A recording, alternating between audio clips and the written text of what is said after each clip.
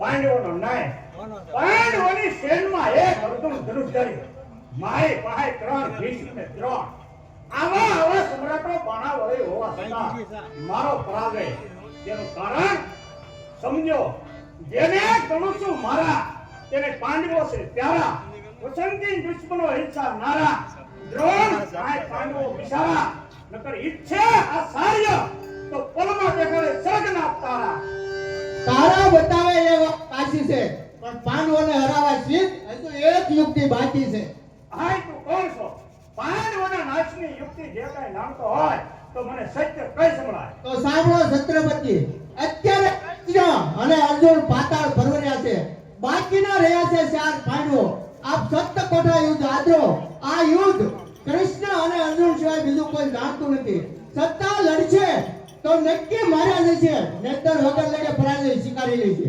એ તો કહે કે મારી સેનાની અંદર હાથ કોઠા યુદ્ધ કોણ જાણે? બીજું કોણ? ગુરુ દ્રોણ. હમણાં જ ગુરુદેવને બોલો અને હાથ કોઠા યુદ્ધની આજ્ઞા ફરમાવો. એ બુઢિયો આપની આજ્ઞા સીધી રીતે નહીં સ્વીકારે. ત્યારે જ્યારે એ આપની સમક્ષ આવે ત્યારે માર્મિક શબ્દોના પારથી ઉશ્કેરશો ત્યારે જ એ બુઢિયો આપની આજ્ઞા સ્વીકારશે. સરસ. આ પણ યુક્તિ મને ઘણી તે સરસ બતાવી, પણ એ તો કહે કે તું કોણ છો? હું એક ગરીબ બ્રાહ્મણ છું, આપનો હિત અને પાંડવોનો હિત સાહનારો. સામેથી આચાર્ય આવતા જણાય છે, માટે હું રજા લઉં. તું જા, હમણાં તું જા પાછો છું.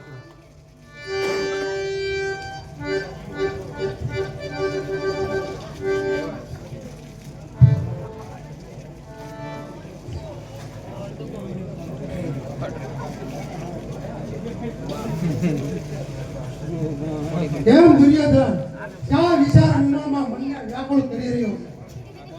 ગુરુજી, જે પુરુષના પક્ષ નિર્બળ હોય, જે પુરુષ મનની અંદર વિપુલ રહે, એમાં શીનવાય છે. જો કોઈ આપણામાંથી પાંડુ પક્ષે નીવડ્યો એક નહીં પણ અરે એક નકર નામ બતાય. નામ ઉપર દો. મનનો દુખો મનમાં સમજી રહ્યો છું. જોઈ લીધું કે આજકાલ મારું કોઈ નથી. લોકોની માન્યતામાં સત્ય મને સમજાય છે. કહેવતમાં કહે છે કે ઘર ખૂટે ઘર જાય છે. બસ કર દુર્યોધન, આ તારા શબ્દોથી મારા યુદ્ધ હૃદય ઉપર તાતું તેલ રેડાઈ રહ્યું છે. અને સ્વામી ભક્તને કેવકો માથે આ મિથ્યા આરોપ મુકાય છે. જો એ બધા પાંડવોના પક્ષમાં છીએ.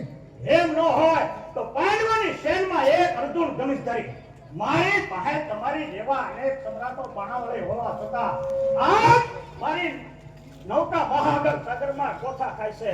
નોતી શક્તિ તમારામાં કેમ નો અટકાયો મુજને સડાયો યુદ્ધના પંથે શીત ભટકાયો મુજને શ્રમ છે તમને શ્રમ. શા માટે શસ્ત્રો લગાવો છો? ડૂબી મરો ડૂબી આ જગતમાં મોટા શું બતાવો છો? દુર્યોધન, આ શબ્દ તું કોની સામે બોલી રહ્યો છે તેનું તને ભાન છે? પણ ભૂલી ગયો વેરી કેરી ધૂનમાં. શમશેર હજુ નથી રમાણી પાંડવોના ખૂનમાં. નોતી ખબર કે પાંડવો છે હલકા પડશું અને નોતી ખબર કે દગાબાજ નીકળશો તમે. બધા દગાબાજ છે. પણ નહીં અદરવાજ. જો દગાબાજ નો નીકળ્યો હોત તો હોત પાંડવો હવની ફટ ઉપર જીવતા, નો હોત પાંડવો દુર્યોધનની સામે થતા, પાંડવો જગ્યા તન્ના ધૂળ ફાટતા. અરે અવિચારી રાજા, જરા વિચાર કર. કીર્તાનનો અવતાર શ્રી કૃષ્ણ જેનો રખવાળ છે, અને એને કોણ હરી શકે જેની સાથમાં જગપાલ છે. ઈચ્છા આચાર્ય તો જગપાલ પોતે ફળફળે, દ્રોણના કંકારથી દિક્પાલ પોતે કરતા ફરે. મારવા ઈચ્છો આપ તો કૃષ્ણ બિચારો શું કરે? પણ નહીં, પાંડવો ધરાણા તમારા અંતરે, તેથી દુર્ભાગ્ય થયો છું. રડીશ નહીં તાત, રડીશ નહીં. અને જો એમ હોય કે અમે બધા દગાબાજ છીએ તો હું આવતીકાલે 7 કોઠા યુદ્ધની રચના કરું. અને આ યુદ્ધમાં અર્જુન અને કૃષ્ણ સિવાય કોઈ જાણતો નથી. અને એ ગયા છે પાતાળ. હું જાઉં છું કોઠાની રચના કરવા.